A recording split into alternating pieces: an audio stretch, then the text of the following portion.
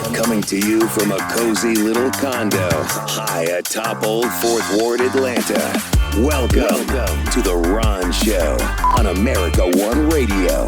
Here's your host, Ron Roberts. All right. How are you? Thank you for listening. We appreciate that, whether it's on the America One Radio app, AmericaOneRadio.com, or wherever you podcast. Got a lot to get to today. Speaking of however you listen to the show, there are some changes that are going to happen to this show as it pertains to when the show airs on the America One Radio app and at AmericaOneRadio.com. And I'll dive into that a little bit. Not sure I can give specifics just yet, but suffice to say, there'll be some changes. And if you listen routinely, weekdays 5 to 6 p.m., no problem. It'll still air weekdays 5 to 6 p.m. However, there's going to be a version that will air earlier on the America One Radio calendar weekdays. So anyway, we'll dive into that in just a little bit. We have a lot to dive into other than that as well. There's now going to be apparently a Senate committee to investigate Fonnie Willis, and there were some sparks that flew and some rhetoric that was spun as well. We'll give you some of that audio. The Trump defamation trial. This is the trial where the jury is to determine how much money former President Donald J. Trump is to pay E. Jean Carroll for subsequent defamation after the sexual assault trial in which he was found by a jury to have been guilty of sexual assault on E. Jean Carroll many years ago. A circus there, of course. Ho-hum. There's also news of a new football coach here in Atlanta. And believe it or not, I can bring that hire to the political realm as well. There's been a lot of noise made about DEI hires, wokeism, corporate wokeism, quotas, et cetera, and so on. And I see a lot of the same reaction to the hiring of a head football coach by the Atlanta Falcons that you might see if, say, for example, Charlie Kirk were getting on a flight and saw that his pilot were black. And I'm not making that up. He literally verbalized that earlier this week. I can't wait to give you that shocking audio and then show you how that pivots into this conversation about the hiring of a football coach in Atlanta, Georgia. Believe it or not, there's some relevance. First, I'm going to start with the passage of a bill to define anti-Semitism in the Georgia General Assembly. Both the Georgia House and State Senate passed legislation to define anti-Semitism. As the Atlanta Journal-Constitution's Greg Bluestein, Tia Mitchell, Patricia Murphy, and Adam Van Brimmer report, in an effort to combat hate crimes against Jews. I mean, nobody should be against that. Nobody of sound mind, rational reason would be against that. As the Politics Georgia AM blog this morning continues from that quadrant of writers, but don't let the overwhelming bipartisan margin fool you. It was a tough vote for many Democrats. Senator Sally Harrell, for example, a past guest of this show, and by the way, did reach out to her to ask her if she'd like to elaborate more on her vote, is a prime example. The Politics Georgia writers write. The Democrat represents a suburban Atlanta district with a significant Jewish population, yet she surprised many when she criticized the measure and then abstained from voting. The writing continues her argument. She said if lawmakers were to define anti-Semitism, then other groups that experience hatred should also get added legal protections. You know what? She's not wrong. She's absolutely not wrong. You're hearing that from the voice of someone who I hope you listen to often, whether it be on this audio channel or podcast, who happens to know a little bit about hate speech and being on the receiving end of it. I am, after all, a 49-year-old gay male in Georgia, lifelong Southerner. I know a thing or two about hate speech. Senator Sally Harrell said in an interview with the Atlanta Journal-Constitution that Islamophobia should also be addressed. And she's not wrong there either. The quote, I think if we had both at the same time, both groups would have felt heard and it would have decreased the amount of hate. Here's what I don't get. This column that the AJC put out this morning continues. Furious Jewish groups openly talked about a potential primary challenge to the third-term lawmaker. Senator Sally Harrell, who was elected in 2018 amid a wave of Democratic gains in the suburbs. Why? She's not saying that she's against some sort of codification of a measure defining anti-Semitism. She's asking, why are we only focusing on anti-Semitism when we are devising definitions for hate speech? Let me pivot to the House, where the one and only Palestinian American serving in the state legislature released a statement. That would be Representative Ruah Roman, who, by the way, we will have on the show Monday. Looking forward to that. I adore her. She's such a sweet lady. Her statement reads, "The rise of anti-Semitism is a very real threat to the Jewish community in Georgia and across the country. It's so important that we do everything we can to protect Jewish Georgians from hate and violence. The reality is, I am all too familiar with death threats and harassment because of one's ethnicity and faith. However, HB 30 simply does not address the current threats to the Jewish community. Not only does this bill not help, but it is also harmful. Although the House passed a better bill last year, the Senate restored the harmful language. I am dismayed this important endeavor has been hijacked this way." Representative Roman, Senator Harrell, not the only no votes. Back to the AJC. One of the 5 no votes was State Representative Becky Evans, who was drawn into the same Atlanta-based district as State Representative Syra Draper. A yes on the issue. They expect the rift to factor into their primary battle this year. Another surprising no vote, the AJC writes, came from State Senator Ed Setzler, an Ackworth Republican, who long argued the legislation was, quote, fatally flawed because it contained a definition of anti-Semitism he said was too broad. On Thursday, he voted yes on the measure. Again, this legislation received broad bipartisan support. There were just a lot of questions, mostly on the left, but some on the right, about the language, the timing, the, ironically, lack of inclusivity. You heard some concerns from a Republican representative in the legislature about the definition of anti-Semitism. The ACLU of Georgia has stood in opposition of HB 30, as they write on their website, because restricting critical statements about a government chills protected First Amendment speech. And yeah, I do wonder about the First Amendment. I feel as if we don't protect the First Amendment. In fact, I'm not feeling it. I see it. We don't protect the First Amendment as stridently and furtively as many on the right protect the Second Amendment. That being said, when you look at the International Holocaust Remembrance Day, their definition is the guidance, the IHRA definition being the guidance for this legislation. I don't see a whole lot that concerns me. It sticks mostly to defining what anti-Semitism is. A certain perception of Jews, which may be expressed as hatred toward Jews, rhetorical and physical manifestations of anti-Semitism directed towards Jewish or non-Jewish individuals and or their property, towards Jewish community, institution, and religious facilities. And they even give guidance and examples that serve as illustrations. And for those that are concerned about being critical of Israel, well, actually, in the first paragraph of their illustrations, they speak to that. Manifestations might include the targeting of the state of Israel, conceived as a Jewish collectivity. However, pay attention here, criticism of Israel similar to that leveled against any other country cannot be regarded as anti-Semitic.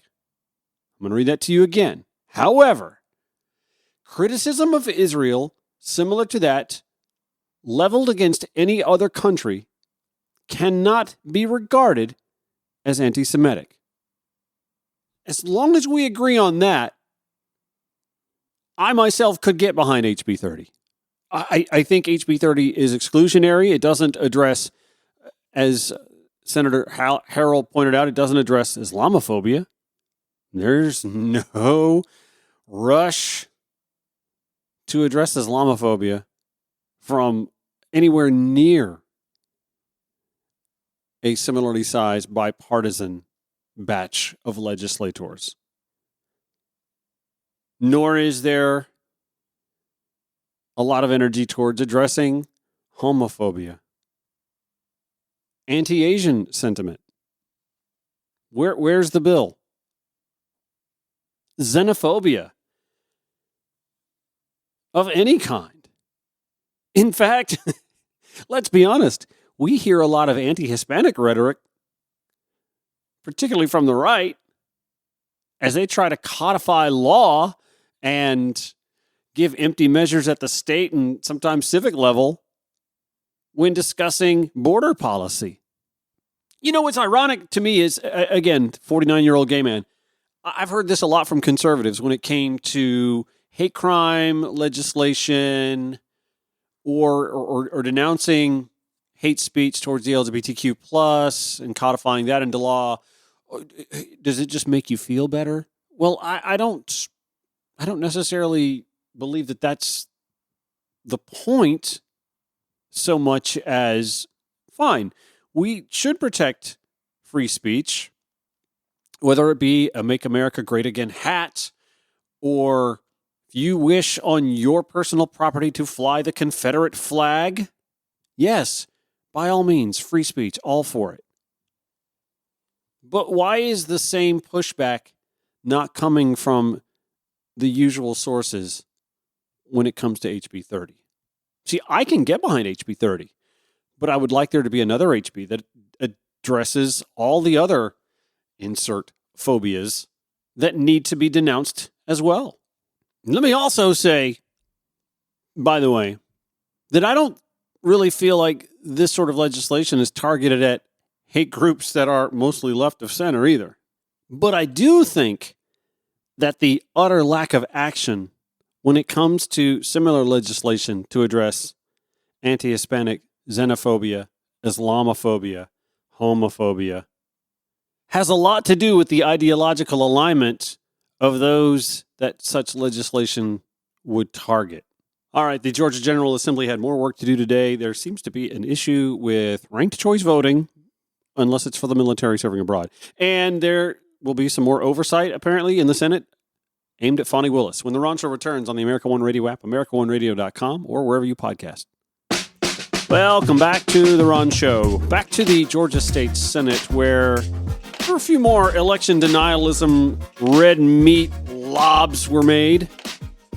There was a vote allowing the new election board to oversee Secretary of State Brad Raffensperger and his election oversight, even though the fact that the bill's author is a little uncertain over its constitutionality. Anyway, that vote along 3019 party lines for Senate Bill 358 is now being sent to the House for more debate.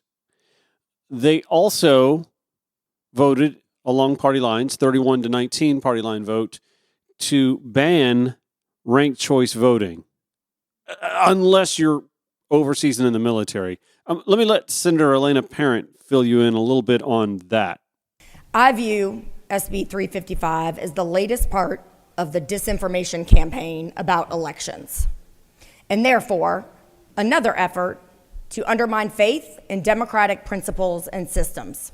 Before we pass any legislation, we should ask ourselves, what is the purpose of the policy under consideration? One key question might be, does this policy banning ranked choice voting support good governance? A follow-on to that is there an actual problem to be solved by the legislation or an issue to be addressed? Here with SB 355, the answer is a clear no, because ranked choice voting, also known as instant runoff voting, isn't legal anywhere in Georgia today, with one exception, the military. because that is a very practical way to allow members of the military who are serving our country all over the world to exercise their fundamental right to vote. And every Republican in this body voted for SB 202 in 2021, which provided for ranked choice voting for the military and overseas voters. So to me, that would be the end of the inquiry on this legislation, because it's clear that banning something that doesn't in reality legally exist while preserving the only place in the Georgia system where there is ranked choice voting makes absolutely no sense. So now I have to ask, why have we come up with this bill? What is the agenda? It smells to me like another attempt to foster conspiracies and undermine democracy, just like the other bills today, which seem to come out of, be born of, like a geyser, the views of an election-denying base that are in service to the former president and his lies and misinformation. But for some reason, y'all keep reinforcing it with them, which creates the monster that can then gobble you up. Well, they didn't really pay attention to that warning, because they continued on and passed another resolution looking to form a Senate committee investigating the district attorney in Fulton County, Fani Willis, who has, you may have heard, a case against former President Donald J. Trump and co-conspirators in their alleged attempt to overturn the 2020 election. Harold Jones, I thought, made a pretty compelling argument as to being curious as to why district attorney oversight is so important now when it wasn't all that important in the Ahmaud Arbery case. Just to look at a couple of issues that have been discussed, one being, should we even call this particular committee, but also some of the issues been discussed as far as what creates a conflict. And it's already pretty much laid out in the law that nothing that's been discussed in the media, et cetera, even creates a conflict of interest or even creates a legal impropriety as such. Conflicts of interest in Georgia, we're talking about from case law, et cetera. One, for a prosecutor, number one, previous representation of a client, you don't have that here. Prosecution of a fact witness against this client, you don't have that here. Prosecutorial relationship with the victim, you do not have that here. Special prosecutors who are paid on a contingency basis, that's the key. On a contingency basis is illegal in Georgia. In fact, paying on a salary and hourly rate is perfectly fine. In fact, you can actually go to the website which talks about special attorney generals. There are 18 special attorney generals in Georgia today that are charging $250 an hour. That is basically the going rate that is there. And then finally, when there's a question that the prosecutor's motives are to seek a conviction and not to seek justice. Case law has already talked about the fact that if you have a relationship, marital relationship actually is permissible. Actual marital relationship is permissible even if you're on the other side. Case law has already said that. Even if you're husband and wife and one's representing the defendant, one's representing the plaintiff, or one represents the state, one represents the defendant, it's actually been ruled that that is actually permissible. Probably not advisable, but the courts have used it to be permissible, saying that a person's professional conduct would trump any type of personal relationship. And so certainly if you had this kind of conduct where persons are on the same side, they're both trying to seek conviction, the court would not hold that. But I did want to mention something a little bit deeper, and that is to talk about the double standard that I see. And the senator from 26 talked about it a little bit, but I want to talk about one that we could have really had an opportunity to investigate, and we didn't. We did pass a good bill out of it, but we didn't investigate something, which was important. And that was when we did with the Ahmaud Arbery situation. We had an opportunity to go and say, let's call a special committee, study committee, to find out how district attorneys are handling cases when they're actually being recused.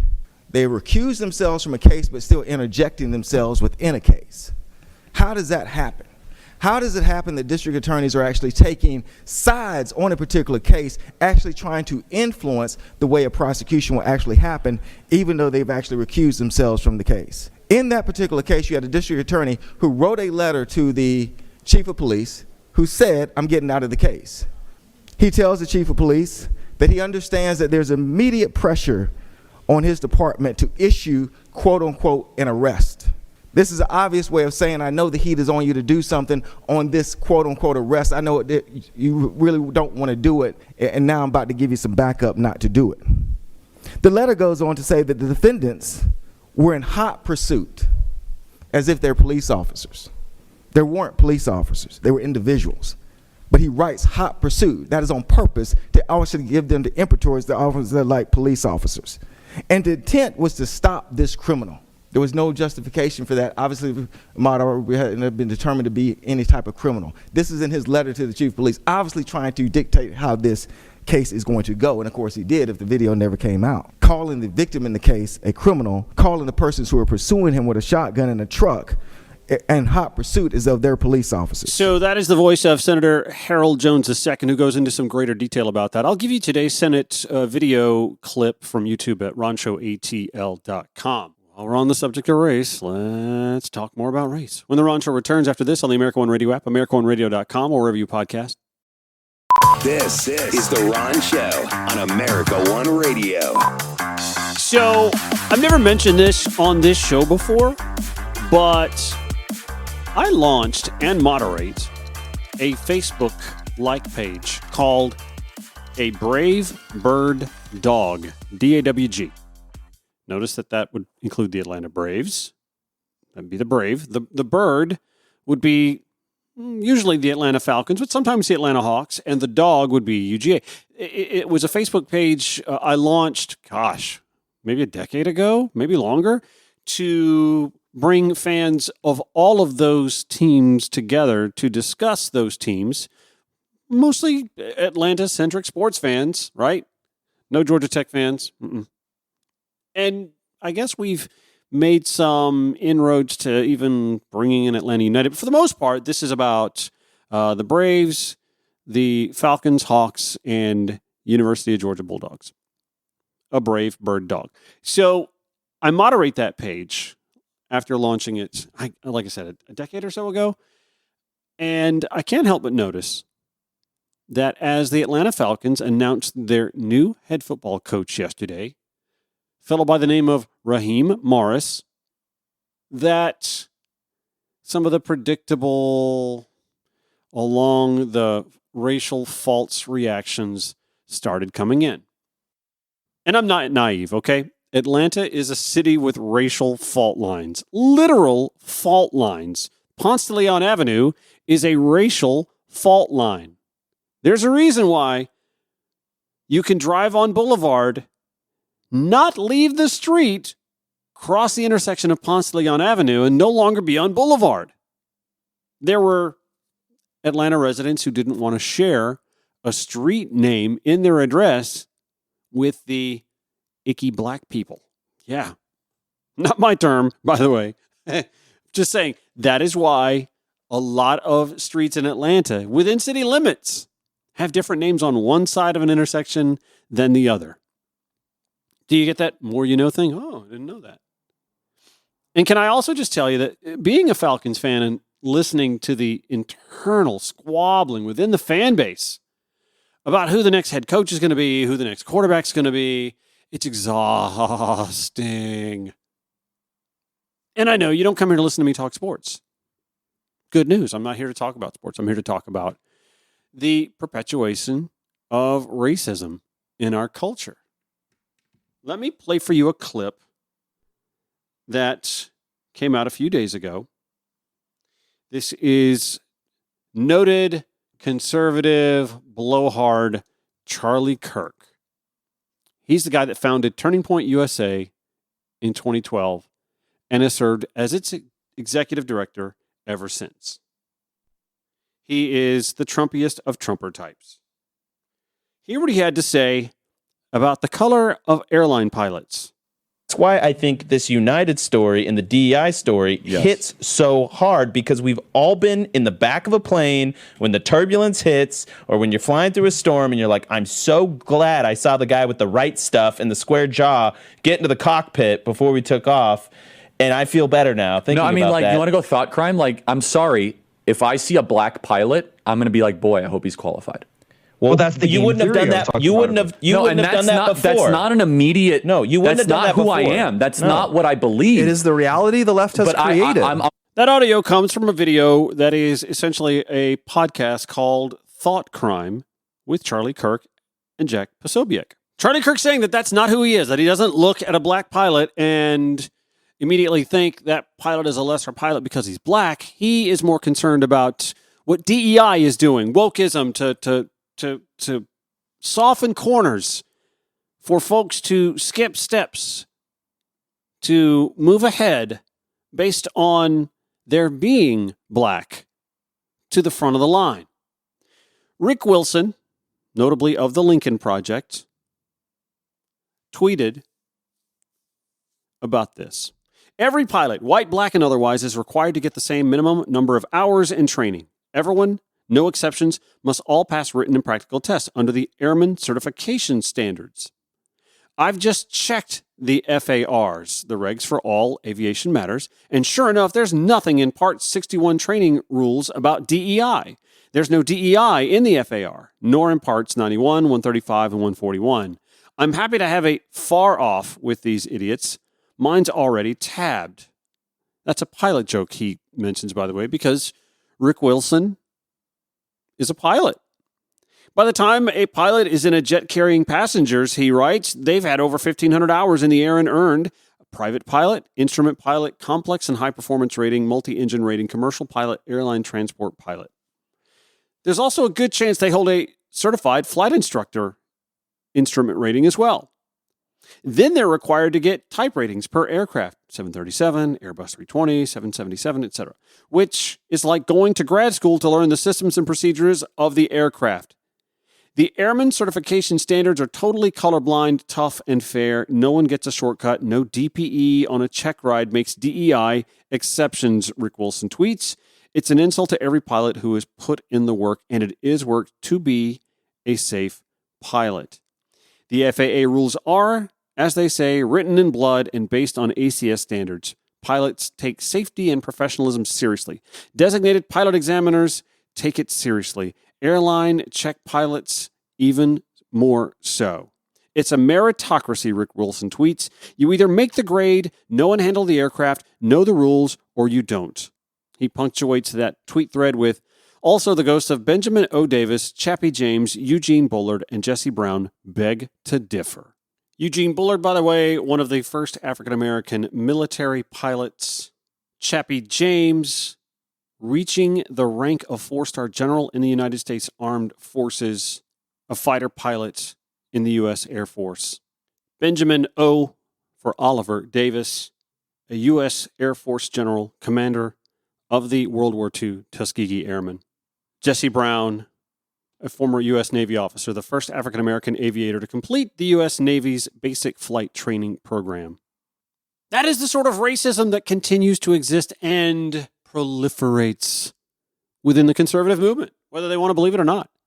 Hell, you could even argue that oftentimes they'll elevate the few African Americans in the conservative movement in an effort to try and deflect from the very real existence of racism within the Republican Party and conservative politics in general. Well, we can't be racist because we have a Senator Tim Scott. And I would argue that even using the existence of a Senator Tim Scott to deflect from charges that there is a racist element within your ranks is kind of racist in and of itself. If he can't figure it out, that's on him. Now, if you want to say, well, Ron, you're not a black person, you can't really say, yeah, well, okay, that's my perception. And I would tell you the same thing if you pointed to a gay male conservative or Republican. Oh, gosh, if only we had one of those recently. Like, I don't know, George Santos. That dude is a clown. And pointing to him as an example, well, we can't be homophobic as a political party. We have George Santos. First of all, that's homophobic. Second of all, pitiful example. So you may be scratching your head going, Ron, how did this start with a conversation about the hiring of a football coach? Okay, let me bring you back to the Atlanta situation. Okay? Atlanta is a majority-minority city and metropolitan area. The Atlanta Falcons fan base, anecdotally, I would tell you that the folks that show up to the games are majority-minority as well. And I don't think that's any accident. It's a different kind of crowd that shows up for a Falcons game than will go to a University of Georgia football game, a Georgia Tech football game, even a Braves game. Again, no accident, right? Where's Mercedes-Benz Stadium? In the heart of downtown Atlanta. Where's Truist Park? The northern suburbs. When the Braves moved to the suburbs, they literally showed you a heat map of where their season ticket holders lived. It was all northern suburbs. It is what it is. It's just that's where the demography falls for the fan bases. I'm not saying the Braves are racist. I'm saying that it's a given that the Atlanta Falcons have realized, they've looked at the demography of their fan base and said, okay, so we're going to embrace that. They had a huge turnout for a game this past season where they celebrated 50 years of hip-hop with some of Atlanta's biggest rap names in the game. Ludacris, literally zip-lining from the top of the dome's roof to the field. That was cool as hell. So when the Atlanta Falcons made the historic hire yesterday, began announcing the historic hire, I should say, of its first ever black head football coach, I guess I shouldn't have been surprised, but I somehow wanted to believe we'd move past this. They were the predictable cries of DEI and quotas and pandering and placating to a demographic. It couldn't have just been a damned football decision? Oh, well, he'd been a head coach before and failed. Okay. Yes. He had been the head football coach for the Tampa Bay Buccaneers from 2009 to 2011. And yes, in that time span, he racked up a 17-31 record. I would defy anyone to go look at the rosters of those 3 years of Tampa Bucs football and go, wow, what a great team. How did he not succeed? And before you go thinking, well, was that back when they had Jameis Winston? Nope, this was pre-Jameis Winston.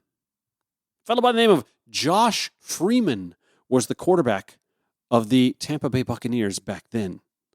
This was after their first Super Bowl run. And long before Jameis Winston, let alone Tom Brady, was even a gleam in any Tampa Bay Buccaneer fan's eyes. So, I don't care how good a chef you have. If the groceries in the pantry are awful, well, you're going to get about as well made an awful souffle as you're going to get.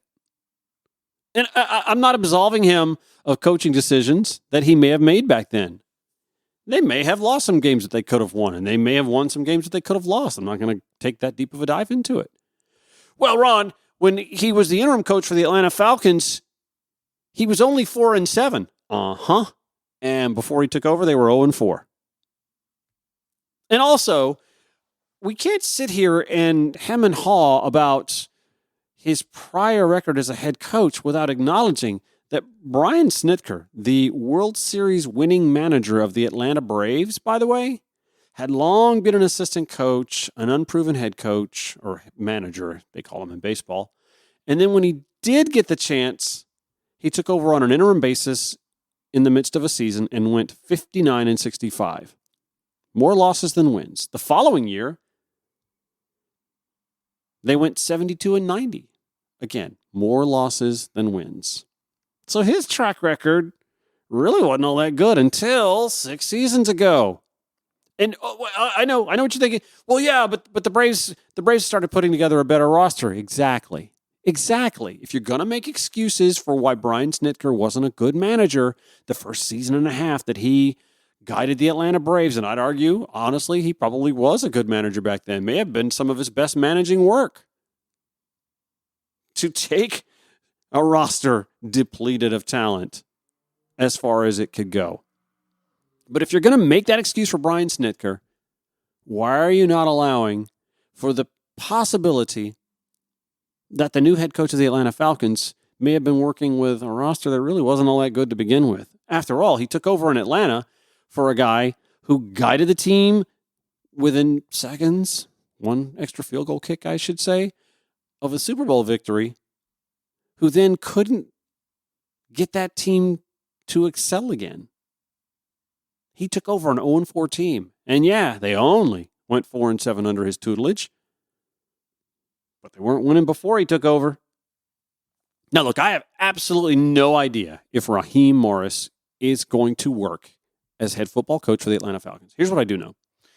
Again, we live in a majority-minority city. The Atlanta Falcons, anecdotally, seem to have a majority-minority fan base. And a fan base, in general, that ain't all excited about this team and hadn't been showing up to make a whole lot of noise. The home field advantage just doesn't exist for the Atlanta Falcons. In fact, if Pittsburgh or Green Bay or, hell, Cleveland come to town, the Saints even sometimes, there are more fans rooting for the visiting team than the home team. So anything that excites the majority of the fan base and puts asses in the seats, to me, is a net positive. Now, that'll be short-lived if Raheem Morris can't get this team to start winning. But I do know this. Players from across the league, current and former, those who have played for him, those who want to play for him, are all excited about the hiring of Raheem Morris. He's not Bill Belichick. No, he's not. But you know what? Bill Belichick hadn't been Bill Belichick for the last 3 years. And for all that nonsense about quotas and DEI, man, what a f***ing insult that is. This guy has toiled as an assistant coach for a while now. Here in Atlanta, under the LA Rams, who, by the way, went to a couple of Super Bowls with Raheem Morris as an assistant coach. Won one of them. So that's 3 Super Bowls I can think of just in his last 2 stops. He comes as the former defensive coordinator of the Los Angeles Rams, but did you know he was actually also a passing game coordinator and wide receivers coach when he was here with the Atlanta Falcons, as well as being their assistant head coach. So he's worked both sides of the ball. Sounds to me like Raheem Morris might actually be qualified for the job that he interviewed for twice and beat out Bill Belichick and Mike McDonald and Ben Johnson and all the assistant coaches and coordinators that had been interviewed for before. Let me just close by saying this. Again, that page that I moderate, A Brave Bird Dog on Facebook, please join us. You're welcome to it if you'd like. Everybody who brought up DEI and wokeism and quotas were middle-aged or older white men. Surprise? Anyone? Me neither. One last segment, The Ron Show, back after this on the America One Radio app, AmericaOneRadio.com, or wherever you podcast. Welcome back to The Ron Show. Last segment for the week. Friday afternoon, shortly after 4:30 Eastern Time, we got word. And let's give it to Lester Holt from NBC News for the report here. We're coming on the air with breaking news. A jury has just reached a verdict, a ruling in the federal defamation trial against former President Donald Trump that was brought by the writer E. Jean Carroll. The former president ordered to pay $83.3 million in damages for the case. It comes months after Mr. Trump was already found liable for sexually abusing and defaming Carroll, who Trump mocked while he was president after she made a sexual assault claim against him. It also comes after Trump stormed out of the courtroom during closing arguments earlier today after Carroll's attorney told the jury that he's a liar and thinks, quote, the rules don't apply to him. Which begs the question, first of all, we know he's going to appeal this. Second of all, will Donald Trump be the first presidential nominee of a major party to file for bankruptcy before an election? He went to Truth Social to say, absolutely ridiculous. I fully disagree with both verdicts and will be appealing this whole Biden-directed witch hunt. Okay. What does a civil... Oh, God. Whole Biden-directed witch hunt focused on me and the Republican Party. Our legal system is out of control and being used as a political weapon. They have taken away all First Amendment rights. This is not America. Oh, and by the way, he already owes E. Jean Carroll $5 million from the prior conviction. MAGA Nation better start snapping up some NFTs, man. For reaction now, over on Fox News now, this is former Deputy Assistant Attorney General, boy, what a title, John Yoo, talking on Fox News. The whole point of this enormous damages amount, unprecedented damages amount, is to tell Donald Trump to shut up, right? If you could think of it this way, every time Donald Trump wants to insult Jean Carroll, he's going to have to write a $40 million check for each sentence. That's how bad this is. I can't believe his lawyers haven't succeeded in just telling him, look, campaign for president, run for president, make your accusations about a two-tiered justice system, but leave this alone. Stop attacking people who are no longer public citizens. Stop attacking people where you've already lost and the court has already said what you've done is liable, because every time he insults her again, he's going to have to cut another $20 to $30 million check. So with that $20 to $30 million check and the temptation of him not to let this go unanswered, he's going to answer. He's going to say something. His lawyers are going to tell him not to. But what is the risk there? If he makes no more derogatory comments and just comments on this being an obscene amount of money and keeps it at that, then what? I think that's okay. He can say, look, I think I shouldn't have lost. I think I'm being treated unfairly. He has to stop repeating the same things he said before and which he's lost again and again. And I think that's the other message behind this large verdict, is not just that he should stop insulting Jean Carroll, but he has to stop disrespecting the justice system. I think that's why the judge wouldn't let him testify. He only testified for, 3 minutes a few days ago. Right. Why he wasn't allowed to contest things is because by continuing to defy the court by saying these things, he's showing a fundamental disrespect for the justice system and for the views of his fellow citizens, the jurors. I mean, this is not a judge who's punishing him. This is a randomly selected jury of his peers. Honestly, I just marvel that the rich white guy keeps howling about a two-tiered justice system when that's exactly what the actual marginalized citizens of this country have been saying for decades, but the party that he has commandeered the last 8 years has willfully dismissed. Anyway, I know I'm going to sleep really good tonight. Before I go, wanted to share some news with you. So, some of you know this from listening to the show. I'm a residential real estate agent, a realtor, and that is my full-time job. And it requires hours of me that necessitate my devoting less time, or different times, I should say, to this endeavor, this show, which airs weekdays, 5 to 6 p.m. on the America One Radio app and AmericaOneRadio.com before I podcast it. In the coming weeks, and I think we're going to start this on February 5th, the show is actually going to begin airing first in the morning time slot. And I believe we're aiming for 9 to 10 a.m. on America One Radio, AmericaOneRadio.com, with a subsequent replay, I believe, in the same time slot, 5 to 6 p.m. So if you're used to listening to this show 5 to 6 p.m. weekday afternoons, that's fine. It's just going to be that this show will air originally in its first incarnation from 9 to 10 p.m. I believe it's 9 to 10. I think that's the time slot we settled on. May change, but I think that's the time slot we're looking at starting February 5th on America One Radio. Why am I doing that? Well, I found that I can work better on this show overnights or early in the mornings and have it air without it interrupting the work that I need to do for my clients, buyers and sellers looking to buy and sell residential real estate throughout Metro Atlanta. And by the way, if you need help with that, feel free to hit me up, 404-919-2725. You can text me. You can email me, ron@rononthereal.com, @rononthereal, all the socials. But this also gives us an opportunity to have Monday mornings episodes of The Ron Show actually be more timely, because they'll actually be meant for Monday mornings instead of Friday night replays. Make sense? Hopefully so. And hopefully we'll just continue to deliver the same kind of quality conversation that we have developed and harnessed for the last 15 months or so. Just thought I'd pass that on. I'll keep reminding you of that as we get closer to that date. And I think those are the hours, 9 to 10, and then 5 to 6 p.m., the replay. We are back Monday, again, originating 5 to 6 p.m. for one more week. Show notes at ronshowatl.com. Until we're here again, take care.